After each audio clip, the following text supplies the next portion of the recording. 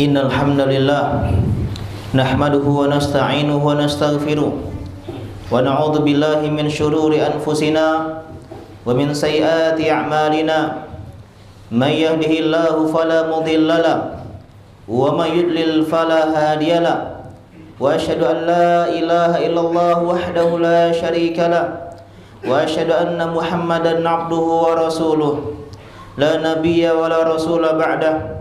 Qala Allah Ta'ala fil Qur'anil Karim, ya ayyuhalladzina amanu taqullaha haqqa tuqatih wa la tamutunna illa wa antum muslimun. Wa qala ya ayyuhan nasu taqu rabbakumul ladzi khalaqakum min nafsin wahidah wa khalaqa minha zawjaha wa batha minhuma rijalan katsiran wa nisaa'a wattaqullaha alladzi tasaaluna bihi wal arham innallaha kana 'alaikum raqiba. Wa qala ya ayyuhalladzina amanu taqullaha wa qulu qawlan sadida yuslih lakum a'malakum wa yaghfir lakum dhunubakum wa may yuti'illaha wa rasulahu faqad faza fawzan 'azima.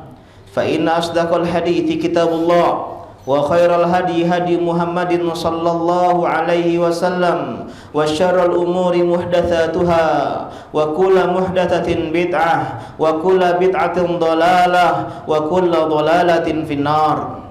Sidang Jumat yang dirahmati oleh Allah Subhanahu wa taala, marilah kita panjatkan selalu puji dan syukur kita kehadirat Allah Subhanahu wa taala yang telah memberikan kita begitu banyak nikmat. Nikmat Islam, nikmat iman, nikmat tauhid, nikmat sunnah, dan nikmat menjalankan ibadah yang mulia pada siang hari yang berbahagia ini. Menegakkan salat Jumat yang diwajibkan oleh Allah Subhanahu wa taala kepada seluruh laki-laki yang beriman, yang memeluk agama Islam. Dalam rangka menjalankan perintah Allah ini, Allah berikan kita kesehatan, Allah berikan kita waktu luang, Allah berikan kita hidayah dan taufiknya sehingga kita patut dan layak untuk bersyukur kepada Allah Subhanahu wa taala. Dan tidak lupa salat berikan salam kita haturkan kepada Nabi besar kita Muhammad sallallahu alaihi wasallam, kepada para sahabat beliau, kepada pengikut beliau yang setia menapak tilasi jejak beliau hingga hari pembalasan tiba. Sidang Jumat yang dirahmati oleh Allah Subhanahu wa taala, usikum wa nafsi bittaqullahi faqad fazal muttaqun. Marilah kita belajar ilmu agama, menuntut ilmu agama, menghadiri majlis-majlis ilmu agama untuk belajar perintah Allah Subhanahu wa taala agar bisa kita kerjakan, untuk belajar apa saja larangan Allah Subhanahu wa taala untuk kita tinggalkan. Karena itulah bekal terbaik menjumpai Allah yaitu ketakwaan kepada Allah Subhanahu wa taala. Wa tazawwadu fa inna khairaz zadi taqwa. Berbekallah kalian dan seindah-indah bekal adalah ketakwaan. Sidang Jumat yang dirahmati oleh Allah Subhanahu wa taala, di antara sebab yang membuat banyak di antara kita tidak bahagia adalah karena kita memiliki penyakit-penyakit hati di dalam hati kita. Kita memelihara penyakit hati yang merupakan tempat kebahagiaan itu bersemayam, sehingga ketika hati kita kotor, hati kita berpenyakit, kita jauh dari yang namanya kebahagiaan. Dan di antara penyakit hati yang sering kali dan banyak menimpa kita kaum muslimin adalah penyakit hasad, penyakit iri, penyakit dengki kepada sesama kita. Saking bahayanya penyakit ini, Allah Subhanahu wa taala memerintahkan Rasulnya yang tercinta, yaitu Nabi kita Muhammad sallallahu alaihi wasallam, berlindung kepada Allah Subhanahu wa taala dari penyakit hasad, dari iri, bahkan dari keburukan orang yang hasad. Wa min syarri hasidin idza hasad, berlindunglah engkau wahai Muhammad kepada Allah Subhanahu wa taala dari keburukan hasad dan keburukan orang yang memiliki sifat hasad. Bahkan Nabi SAW pun mewanti-wanti sifat ini ada pada diri para sahabat yang mulia.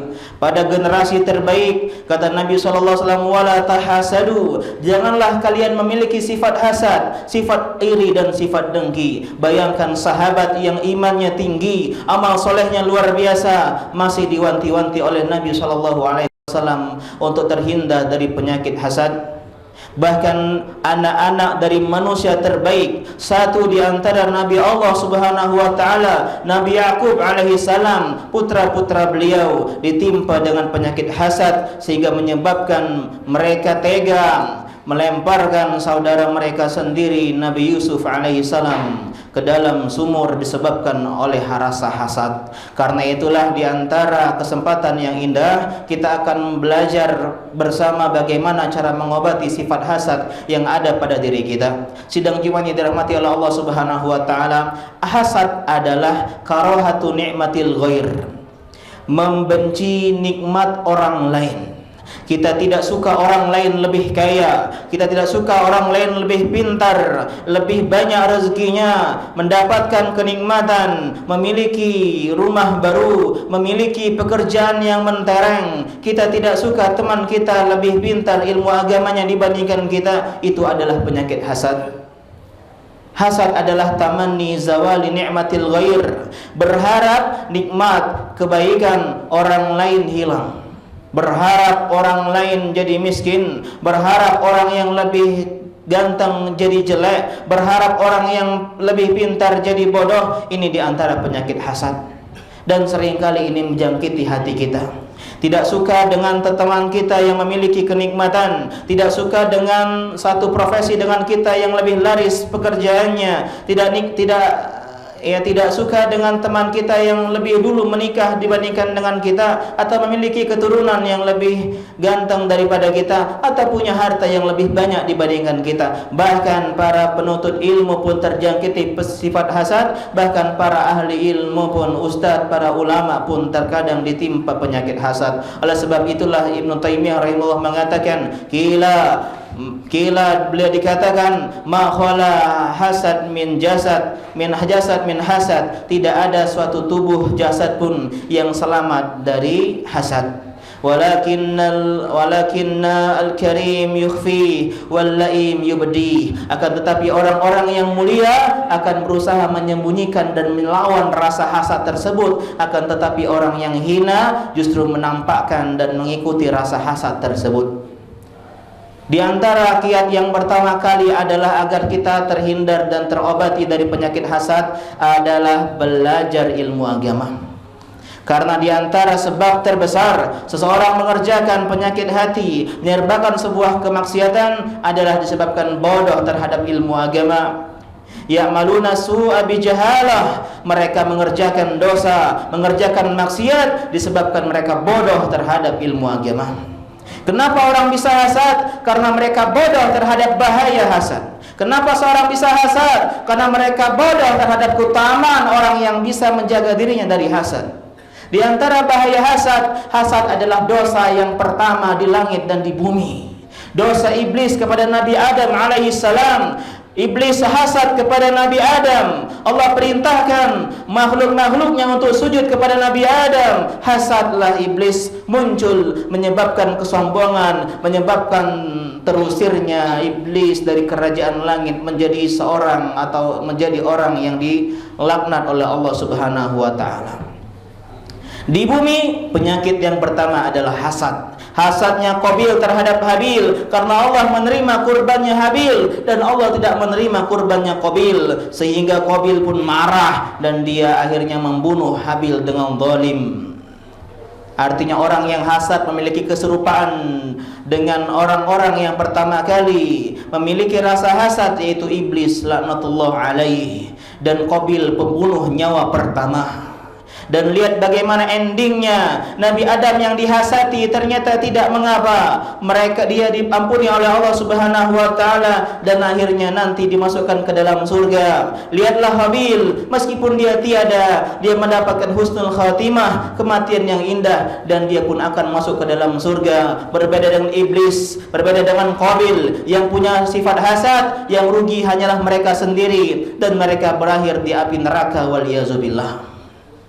Dan hasad tidak hanya menyebabkan seorang masuk ke dalam api neraka, hasad pun menyebabkan seseorang terhindar dari kenikmatan iman, kenikmatan Islam sebagaimana sifat orang Yahudi. Mereka hasad kepada Nabi Muhammad sallallahu alaihi wasallam. Kenapa Nabi akhir zaman tidak lahir dari keturunan mereka, dari Bani Israel, justru dari Bani Ismail? Mereka hasad, hasadan min anfusihim. Hasad disebabkan berasal dari diri mereka sendiri, menyebabkan mereka tidak mau beriman, menyebabkan mereka tidak mau masuk Islam, akhirnya menyebabkan mereka kekal di dalam neraka Allah Subhanahu wa taala, wal iyazubillah.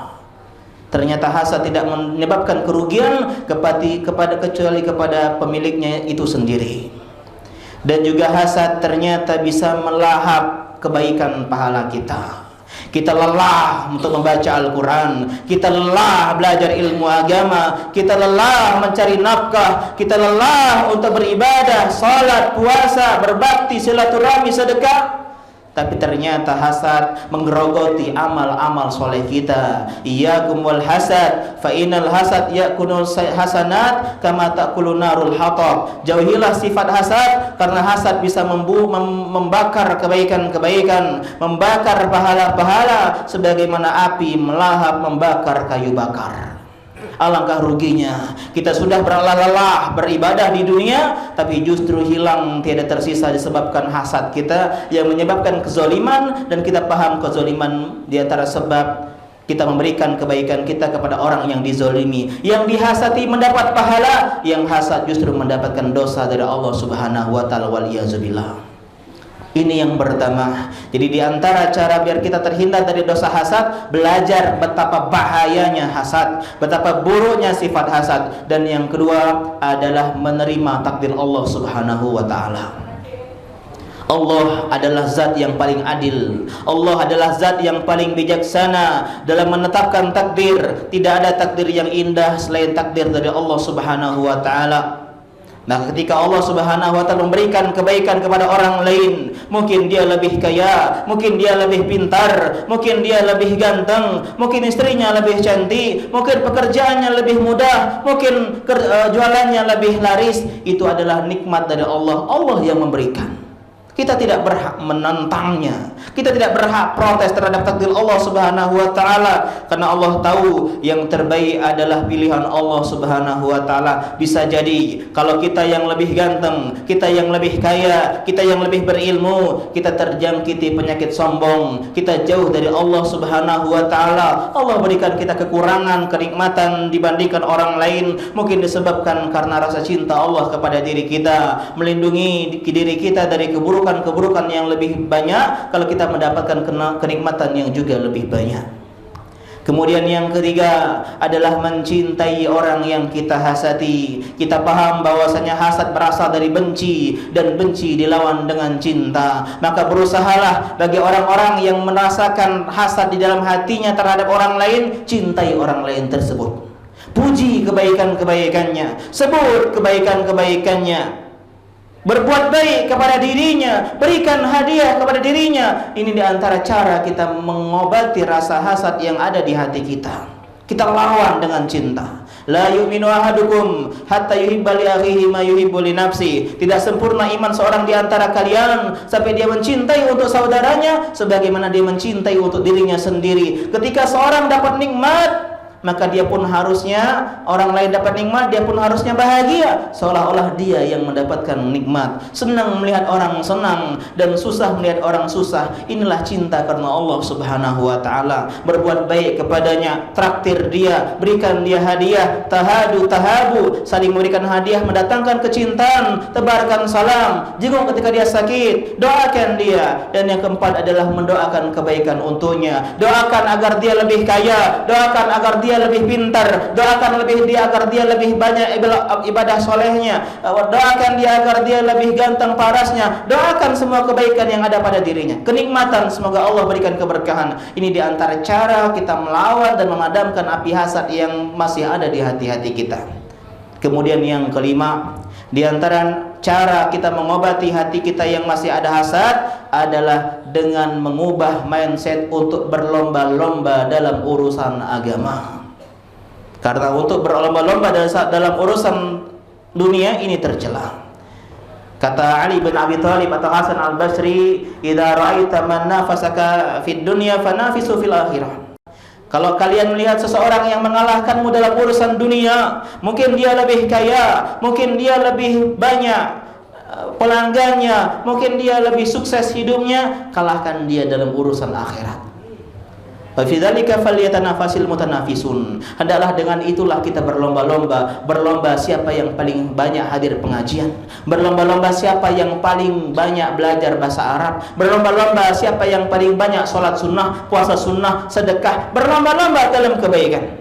Bukan berlomba-lomba dalam urusan dunia. Dan ini adalah ghibthah yang terpuji. La hasad illa fisnatain, kata Nabi. Tidak boleh hasad kecuali kepada dua orang. Itu hasad kepada urusan agama, urusan akhirat. Rajulun atahullahu malan, yang Allah berikan harta, fayunfik fi ana'il lail wa ana'in nahar. Orang yang punya harta dan dia sedekah dengan hartanya di setiap pagi, siang, sore dan malam. Dan yang kedua, rajulun atahullahul ilman, atahullahul Quran. Allah berikan dia ilmu agama, fayunfik atau dia fayatslu al-Quran fi ana'il laili wa ana'in nahar, dan dia baca Al-Quran, dia pelajari ilmu agama, dia dakwahkan ilmu yang dia miliki setiap pagi, siang, sore dan malam. Inilah orang yang boleh kita hasad dalam artian ghibthah. Apa arti ghibthah? Menginginkan menjadi seperti dirinya, ingin memiliki nikmat seperti dirinya. Ini terpuji kalau dalam urusan agama. Ingin pintar seperti orang lain tanpa benci, tanpa berharap nikmat hilang, ingin rajin sedekah seperti teman kita, ingin rajin kajian seperti teman kita. Ini adalah ghibthah yang terpuji. Tapi dalam urusan dunia, ingin kaya seperti fulan tanpa benci, tanpa berharap hilang, ini tercela, tidak mendatangkan kecuali kerugian kepada orang yang mengharapkannya. Jadi poin yang kelima adalah berlomba-lomba dalam kebaikan, berlomba-lomba dalam urusan akhirat. Orang yang hasad hanyalah fokusnya kepada dunia, kaya, banyak anak, banyak harta, kemudian istri yang cantik, pekerjaan yang bonafit. Fokusnya hanya kepada urusan dunia. Tapi orang yang cinta karena Allah, maka dia hendaklah berlomba-lomba dalam urusan akhirat. Siapa yang lebih bertakwa di sisi Allah Subhanahu wa taala. Hadza ma aqulu lakum, astaghfirullah li wa lakum wa lisa'il muslimin min kulli dhanbin fastaghfiruhu innahu huwal ghafurur rahim.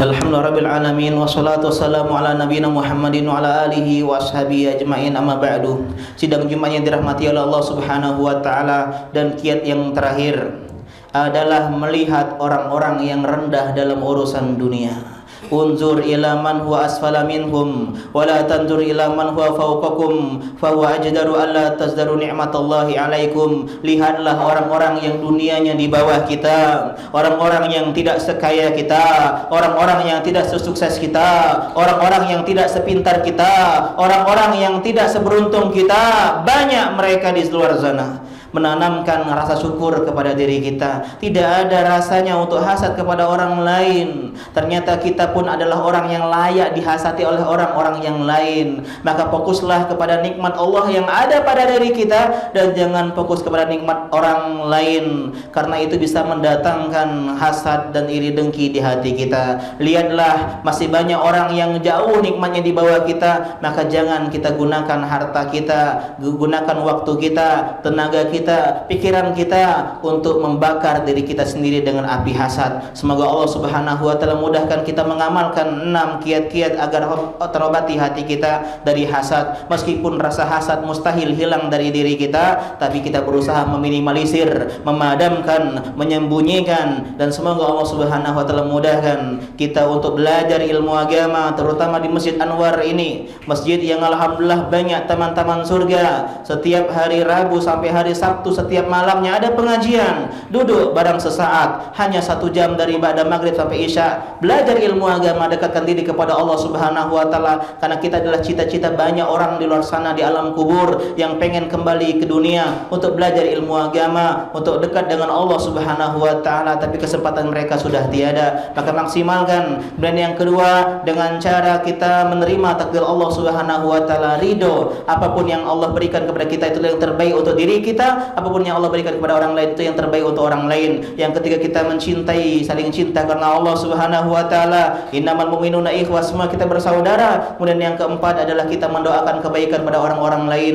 Dan yang kelima, kita berlomba-lomba dalam urusan akhirat. Masih banyak PR kita dalam urusan akhirat. Kita belum lancar baca Quran, amal-amal ibadah kita belum khusyuk, baca Quran kita masih terbata-bata, kita masih jarang hadir pengajian, PR kita banyak. Maka marilah kita perbaiki diri kita sendiri dulu sebelum kita fokus kepada orang lain. Dan yang terakhir adalah kita hendaklah melihat nikmat-nikmat orang lain yang jauh di bawah diri kita agar kita bersyukur kepada Allah Subhanahu wa taala. Dan jangan banyak-banyak melihat orang-orang yang lebih tinggi dibandingkan kita dalam urusan dunia. Jangan follow akun Instagram yang banyak memamerkan harta, memamerkan popularitas, memamerkan dunia yang mereka miliki. Tapi lihatlah, bergaullah dengan orang-orang miskin agar kita merasa ternyata kita terlalu banyak mengambil urusan dunia. Semoga Allah Subhanahu wa taala menjaga kita dari sifat-sifat hasad dan menjadikannya, menggantinya dengan sifat-sifat saling cinta karena Allah Subhanahu wa taala seerat-erat ikatan iman.